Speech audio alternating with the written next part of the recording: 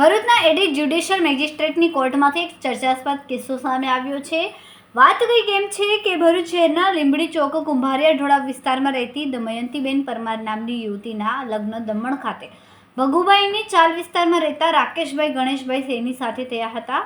2000માં થયેલ બંનેનું લગ્ન જીવન સુખી રીતે ચાલતું હતું, જે દરમિયાન તેઓને એક દીકરી સ્વરૂપે સંતાન પણ હતું. પરંતુ થોડા સમય વીત્યા બાદ 2019ના વર્ષ દરમિયાન રાકેશ અને દમયંતી વચ્ચે તકરારો શરૂ થઈ હતી, જેનું મુખ્ય કારણ દમયંતીના કુટુંબીજનો હોવાનું કહેવાય છે.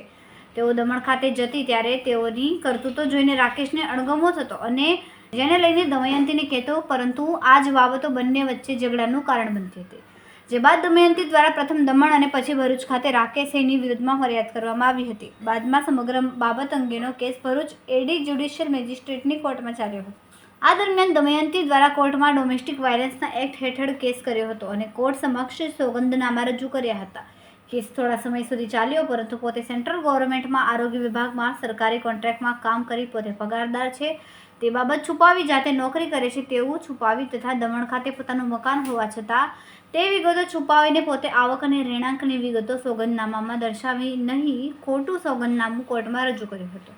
જે દરમિયાન અરજદારની વિગતો પર તપાસ કરતા વકીલ શૈલેન્દ્રસિંહ ધરિયાએ અરજદાર ઉલટ તપાસ દરમિયાન તેણે કોર્ટ સમક્ષ કબૂલ કર્યું કે સોગંદનામામાં મકાન છે તેવી વિગત છુપાવી હતી.